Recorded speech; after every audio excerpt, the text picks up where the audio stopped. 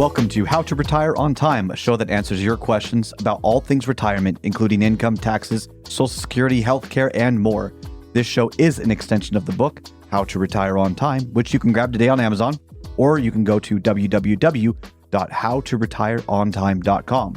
My name is Mike Decker. I'm the author of the book, How to Retire on Time, but I'm also a licensed financial advisor, insurance agent, and tax professional, which means when it comes to financial topics, we can pretty much talk about it all.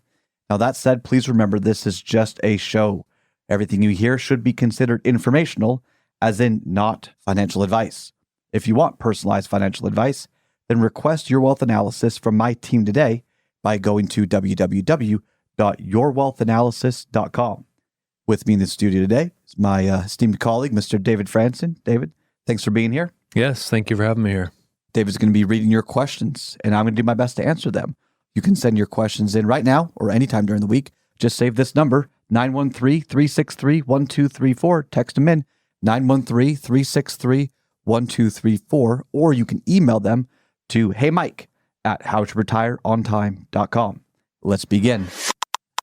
Hey, Mike, should you pay off your mortgage before you retire? So it's a tricky question to answer because there's a lot of variability with the question. So as a general rule, we need to live within our emotional and economic limits.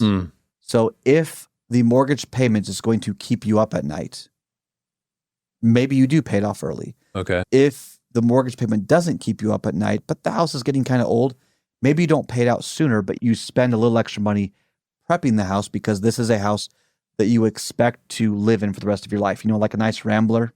The master bedroom's on the main floor with the kitchen and everything else. There's no stairs to worry about. You know, everyone's situation is going to be different. Maybe you intend to sell the house in retirement and downsize. If that's the case, then if you've got a lot of equity and the equity in the house is kind of what you expect to use to buy the downside house, then maybe you don't need to pay it off early. So it's going to depend on the plan. Now, there's a lot of debate over debt itself and is it good or bad? Debt's just a tool. Let's stop ostracizing certain tools based on absolutes. The idea with debt is if you have debt associated with an asset that appreciates in value, you appreciate the debt. So there's a good chance you're paying down your principal, right? You're paying down your principal, which is great, which means the interest rate against you is less and less. So a 5% interest rate on $500,000 has a lot more pain because you're paying a lot higher interest rate than $100,000 at 5%. Yeah.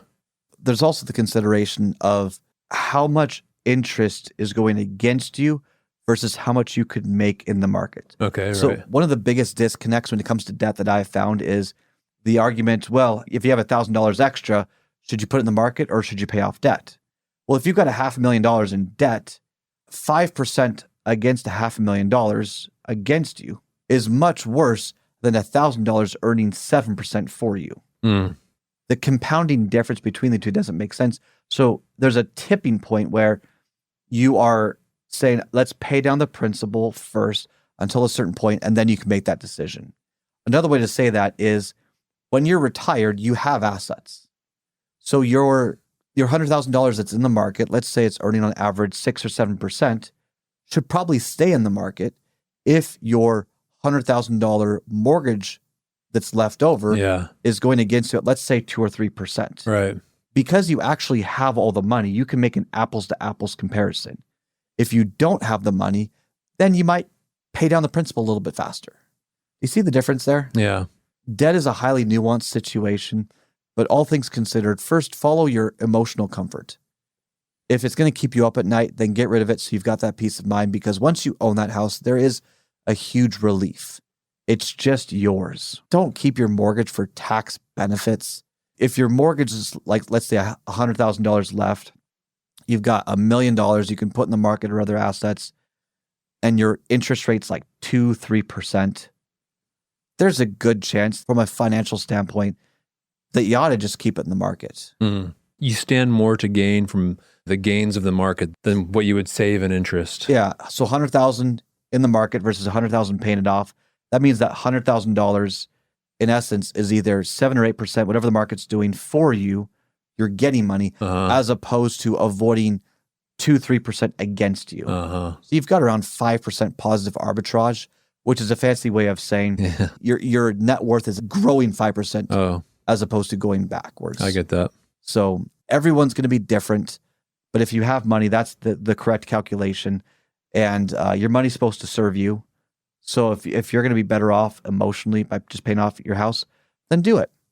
That's not financial advice, because you need to also consider the tax implications. So if you paid off your house with after-tax funds, it's a very different situation than paying off your house $100,000 from an IRA, because you still have to pay taxes on that. That's a huge tax bill. Yeah. You're listening to How to Retire on Time. That's all the time we've got for the show today. If you enjoyed the show, consider subscribing to it wherever you get your podcast. Just search for How to Retire on Time. Discover if your portfolio is built to weather flat market cycles, or if you're missing tax minimization opportunities that you may not even know exist. Explore strategies that may be able to help you lower your overall risk while potentially increasing your overall growth and lifestyle flexibility. This is not your ordinary financial analysis. Learn more about Your Wealth Analysis and what it could do for you, regardless of your age, asset, or target retirement date. Go to www.yourwealthanalysis.com today to learn more and get started.